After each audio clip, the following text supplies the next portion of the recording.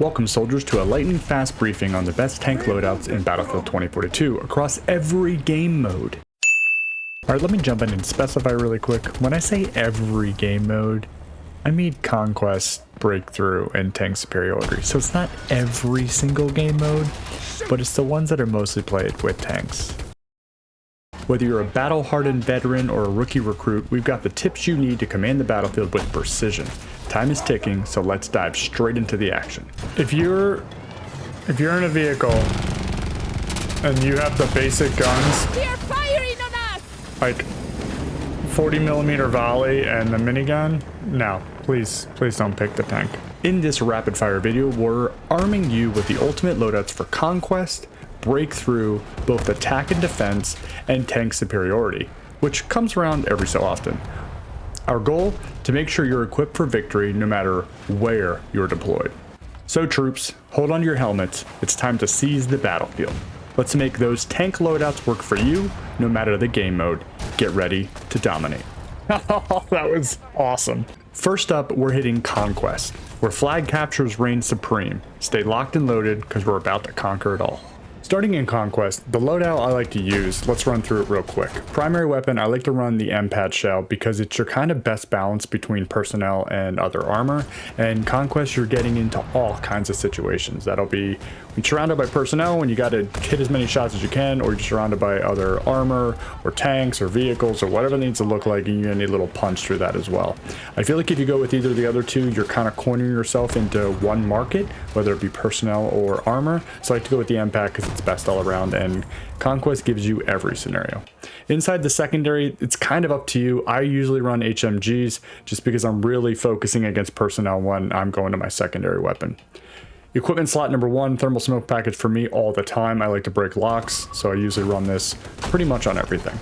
And in this equipment slot 2, I run the repair system on Conquest because 1, you're usually more spread out on the maps. It's not so concentrated. You should have time to repair. You may not also be around a lot of your other teammates, so you may be flanking more. And with that, you don't want to be hopping out and repairing yourself. Where, in other more concentrated like Breakthrough, you could possibly have more people around you who are engineers and repairing you. So I would run repair system on that. On weapon station, now that I have thermals, I'm running the HMG thermals pretty much all the time. The minigun I think is a total waste of time, so I run thermals on this. In the weapon pod, pretty much consistently running 60mm mortar pod. I know it doesn't always have the range, but it has such a payload, and when you're in tough situations, you got to be going up against, either infantry that are close around you or another tank that's hiding behind a building. The mortar pod is pretty excellent if you have a gunner that can use it. And then obviously sensor array. You can do thermal sensor. I don't have it yet. It doesn't really matter on that, but that's what I run on Conquest. Secondly, we're going to Breakthrough offense, where we're trying to break through all of the enemy's defenses and capture those points and keep moving into the map. When I'm on Breakthrough offense and I'm going to be picking up the tank, I'm going HE shell. 1, because there's going to be so many personnel and that you're going to have to hit. You don't have to worry as much as about armor, because I think on defense on certain maps, you get very little armor, or you're only fighting one tank and you'll have plenty of people on your side to help take it out. So I would run HE shells because you're going to put the most damage down on the anti-personnel. Everything else I'm running very similar to my Conquest. I'm running the HMG, I'm running the thermal smoke, and I'm running repair system as well. On this, you could go active protection on Breakthrough offense because you're probably going to have a ton of people and you're all going towards the same spot. So you should have plenty of engineers around you that can help you heal. So I don't mind jumping over to active protective system here and not running repair. Weapon station, still running thermals on this. Because you're going to be going against personnel mostly. And weapon pod, you could go 60 mortar here. I'm not afraid of the canister shot pod either because of the personnel as well. Kinetic could be good here, especially if there's buildings and things like that, because you're going to have so much congestion. Really anything that's going to be focusing on lots of damage against personnel in a small area. So you can run with that. And that is Breakthrough offense. Next in line is Breakthrough defense. You're going to need all of the power, all of the payload to take out all the armor and the enemies coming at you. So make sure you hang around for this loadout because it is super important. All right, real quick with breakthrough defense, I'm running the MPAT because I need to be able to take everything down. You're going to have lots of armor coming at you. This is pretty decent against armor. And the reason I don't run the staff shell here is because you're also going to have to be able to take out personnel. And I don't think the staff shell is useless against personnel, so you're better off having the middle of the road here with the MPAT. Same thing with the HMG. I'm keeping that thermal smoke package here, and I'm going active protection system because you're going to have tons of rockets coming at you. You should be congregated around your team enough to get repair and engineers around you, so I would run active protective system because you have to be a little bit, I mean, you're on defense, and you're going to have to block a lot of rounds all at the same time to reposition yourself, so you're going to need that protection. Same thing here, going thermals. You could potentially go tow missile here if you have a decent gunner with you to help take out armor. That would be great, especially with running the MPAT, and that would be super helpful. So I'd go either here or here. And then weapon pod, I'm going 60-meter mortar all day on this on defense because you need lots of splash damage and you need lots of just heavy payload. And so I'd go mortar on that. And then commander seat's much the same. So that's what I would run on the breakthrough defense.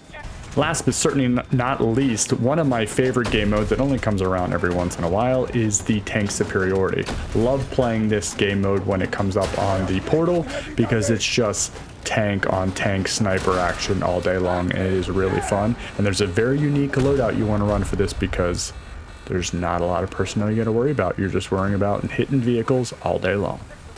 When you're looking to play tank superiority, they are enormous maps, so you need lots of range, lots of long sight lines, and it's just gonna be tank on tank action. There's very few people that run around on foot, so you don't have to worry too much about that. So it's gonna be just a lot of vehicles. With that, you're gonna run the staff shell. The staff shell has unbelievable range. You can literally just put it right on it. You don't have to arc or anything, and it's an absolute laser beam. You can really just sit back and snipe with the tank. It's pretty amazing. HMG, you're not gonna use it much unless somebody jumps out of a tank to try to kill you. So you could go either here. With the soft skin, you could potentially run LMG here because you could tick away if you get a tank really close to being dead, and then just tick away with the LMG, so that'd be a good choice there. Thermal smoke package here, you could potentially go cyber warfare. I probably wouldn't. I would just go thermal smoke package to break any locks. You know, some people sit in SOFLAM. It's kind of all over the place. Just remember, you're gonna have super long sight lines. So, and here I'm going active protective system. Even though you don't have a lot of, you won't have anybody helping you repair. You may have to run the repair tool yourself to jump out and heal yourself, but the active protective system you're gonna need because you're gonna have multiple armor or multiple vehicles attacking you at one time. You may have to use that active protective system to reposition yourself or get out of a dodgy situation. You most likely won't have a lot of gunner support here, but if you do, I'd run tow missile because you need backup for armor all day long, and then I'd run 60mm mortar pod just in case you potentially get two gunners, which is insane. I've never done it in tank superiority. Nobody ever rides with me, but you just want ultimate payload against vehicles in tank superiority, and that's why I have this setup. That is tank superiority loadout. Hope these Battlefield tank insights were helpful and will aid you in your next game to become the greatest tank player in all of the game modes. If you enjoyed this video, make sure to check out this video here for similar Battlefield content. We'll catch you on the next one. Oh my, what a shot.